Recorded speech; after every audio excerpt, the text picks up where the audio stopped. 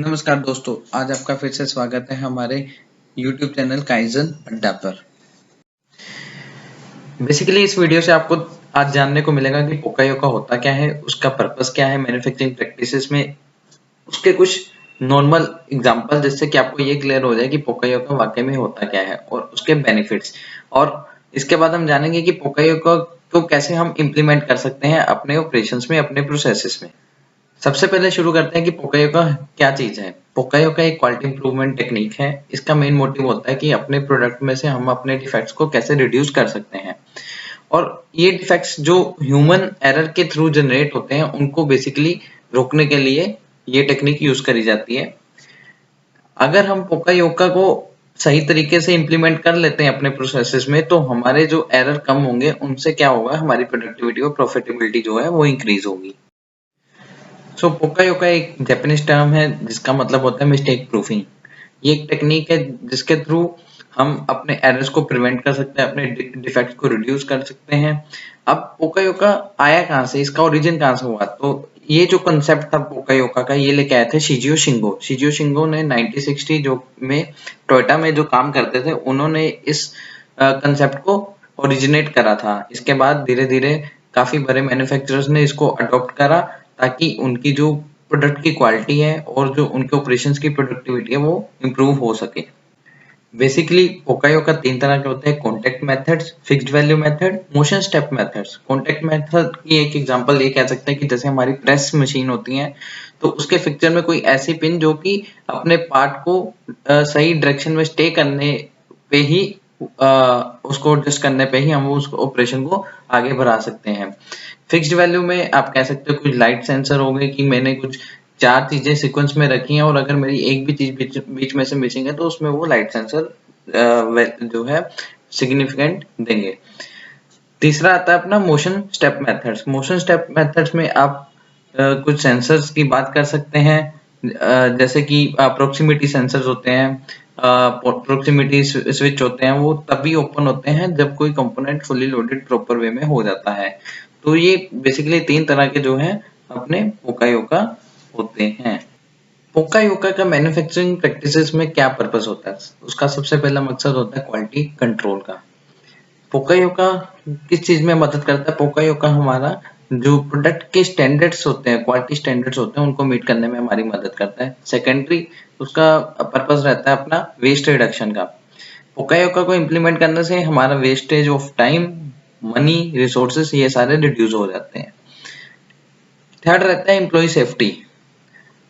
हर एक एम्प्लॉय यही चाहता है कि वो एक सेफर एनवायरनमेंट में काम करे।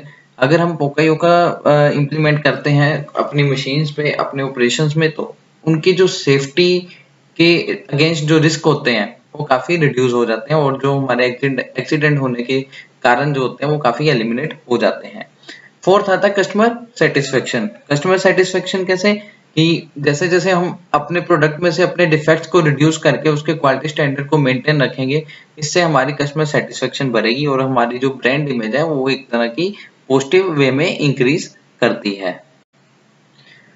आइए अब जानते हैं कुछ कॉमन पोकायोका एग्जांपल। सबसे पहले हर घर में हम देखते हैं इलेक्ट्रिक कनेक्टर्स होते हैं, तो उसमें एक मेल फीमेल स्लॉट्स होते हैं, जिसमें कि अगर कनेक्शन सही तरीके से ना हो, अगर आप साइड पे आप एक एग्जांपल देख रहे हो, तो ऊपर वाला जो कनेक्टर है, मेल फीमेल जो स्लॉट्स हैं, उसमें दोनों स्लॉट जो है वो कॉमन दे रखे हैं, जबकि जो मेल कनेक्टर है उसमें जो पिंस दे रखी हैं उसके साइज में वेरिएशन है। और अगर हम नीचे उसके में देखें तो उसमें क्या है कि उसमें जो एज पर स्लॉट्स एज पर पिन साइजेस हैं। तो इससे क्या होगा कि इसमें जो कनेक्शन है मेल फीमेल कनेक्टर का वो बिल्कुल सही तरीके से करेंगे और इसमें कोई भी गलती होने का चांस नहीं है। सेकंड हम एग्जांपल अपने रोजाना जिंदगी में देखते ही हैं, सिम कार्ड। तो सिम कार्ड की जो ट्रे होती है और जो सिम कार्ड होता है उसके एक साइड एज जो होता है वो कटिंग होता है, और उसमें क्या होता है, उसका क्या मेन मकसद होता है कि जो मेरी सिम ट्रे है उसका डिजाइन भी उसी तरीके से करा जाता है ताकि मेरी जो सिम है वो सही डायरेक्शन में स्टे कर सके। थर्ड आते हैं कलर कोडिंग कनेक्टर्स।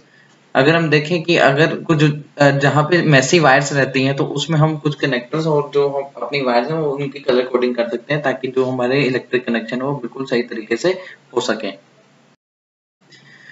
कुछ और बेनिफिट्स अगर देखें कि पोकायोका को इम्प्लीमेंट करने के क्या क्या बेनिफिट्स हो सकते हैं, इससे सबसे पहले तो अपनी प्रोडक्टिविटी बढ़ती है, अपनी एफिशिएंसी जो रहती है ऑपरेशंस की वो बढ़ती है, अपनी प्रोडक्ट कॉस्ट जो होती है जैसे कि उसमें कुछ रीवर्क कॉस्ट रहती है, अपनी कुछ चीज़ों को सही करने की रहती है, अपने वेस्ट जो रहते हैं वो एलिमिनेट होते हैं, तो कहीं ना कहीं जो हमारे प्रोडक्ट की कॉस्ट है वो भी रिड्यूस होती है, हमारी प्रोडक्ट की जो क्वालिटी है वो इंक्रीज होती है, जिससे कि हमारी कस्टमर सेटिस्फेक्शन भी बढ़ती है। अब देखते हैं कि पोकायोको के इम्प्लीमेंटेशन का प्रोसेस कैसे रहता है। सबसे पहले आता है process analysis and identification of the error sources, जहाँ से एरर जनरेट होते हैं। सबसे पहले हमें अपने मैन्युफैक्चरिंग प्रोसेस को एग्जामिन करना पड़ेगा, फिर उसमें से कुछ जहाँ पे एरर कॉमनली अकर होते हैं उन एरियाज को आइडेंटिफाई करना पड़ेगा, और उसके बाद हमें कुछ उस पर रूट कोज एनालिसिस करने पड़ेंगे। सेकंड आता है कि अपने को design and test the pokayoke solution, जो हमने रूट कोज एनालिसिस कर रही है उसके अकॉर्डिंग अपने को एक पोकायोका सॉल्यूशन जो है वो डेवलप करना पड़ेगा, ताकि जो हमारे एरर्स हैं वो उनको प्रिवेंट कर सके।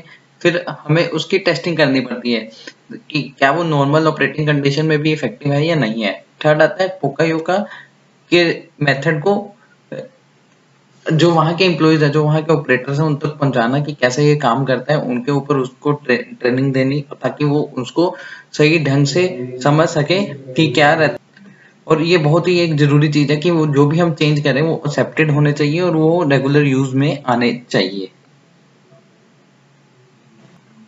तो दोस्तों धन्यवाद, ये थी हमारी आज की वीडियो जिसमें आपने पोकायोका के बारे में जानकारी प्राप्त करी। उम्मीद है आपको ये जानकारी अच्छी लगी होगी। हम ऐसे ही और कंटेंट लेकर आएंगे आपके सामने, आप हमारे साथ जुड़े रहिए, हमारे चैनल को सब्सक्राइब करें।